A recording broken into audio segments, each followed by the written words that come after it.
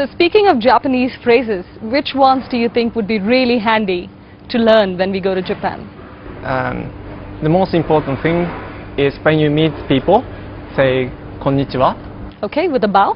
With a bit of bow. Slight bow, okay. Konnichiwa. Konnichiwa means hello, Okay. and it can be used in business context as well. So it's very useful. And the next, another one is moshi moshi. Moshi moshi?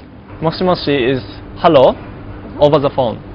Okay. It sounds very funny for foreign people, I think, but Oh, we learnt it in a recent Indian movie, so I'm sure quite a few of our viewers are aware of this. But it's moshi moshi when you're talking on the phone. Yes. Okay. another important phrase is sumimasen. Sumimasen is excuse me, or also I'm sorry. So it's very, important word. Sumimasen? Sumimasen. Okay, and do you bow while saying that as well? It depends, but sometimes. Okay. Yep. So sumimasen. Sumimasen. Another one is arigato. Arigato is thank you. So if people are nice to you, just say thank you. Arigato. Arigato. Arigato. You've been especially nice to me today. Okay. And the last phrase is sayonara. Sayonara is goodbye. Which is the one thing, let's say, that you found in India that you would not dream of finding in Japan?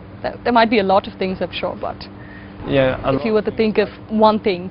Maybe it's the Infosys campus or big campus like Okay. this, because especially in Tokyo, the housing cost is very expensive.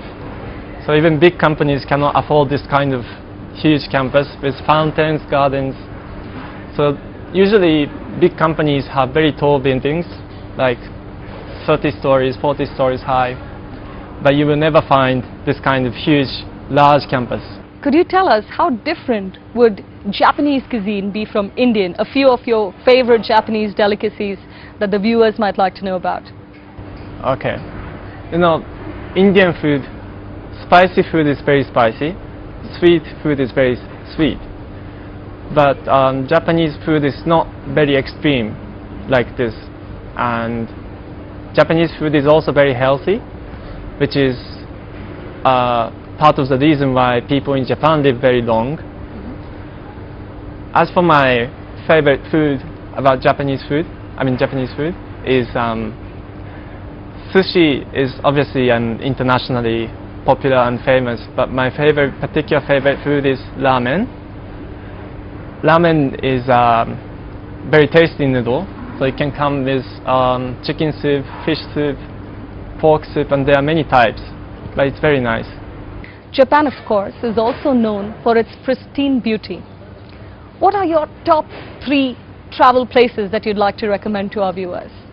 Okay, the first place you definitely have to visit is Kyoto.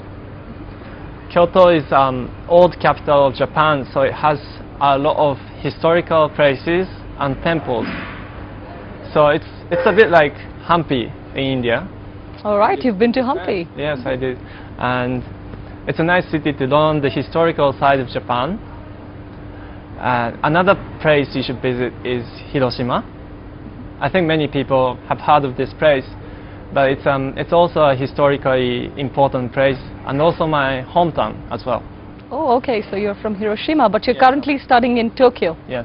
Okay. And the last place you should visit is obviously Tokyo, because Tokyo is a very modern city, so it has many latest technology and also very tall buildings, and also you can see many new culture like cartoons, anime, and latest fashion as such. As I mentioned earlier, Japan is of course a very rich country culturally. So if we were to watch a few movies to know a little bit more about Japan, which ones would it be according to you? I've watched Kill Bill, the way people watch Slumdog Millionaire in India, but do you think that's a good one? Don't go for Kill Bill. It's so untrue about Japanese, society and culture. Okay. So my suggestion is the movie Lost in Translation, because it shows the modern Japan from the foreigner's perspective, and it's a very nice movie. So if he watched this film before coming to Japan, I think he will definitely enjoy, seeing many aspects of Japan. Lost in Translation, okay, that's one movie I have to keep for the weekend this time. But moving on to the last question, Takushi, you've been here in India for 8 weeks. What is that one thing about India that really struck you as very significant, or to take back along with you, will become a part of your memories? What's that one thing? Obviously there are many things, but maybe this economy, the dynamic economy, because Japanese economy is very stagnant for about 20 years. So it's almost like my whole life, the economy is very stagnant. For example, the interest rate in Japan has been 0 for nearly 20 years. Okay. But in India it's like 6-7% interest rate. So it's, in India the economy is very dynamic.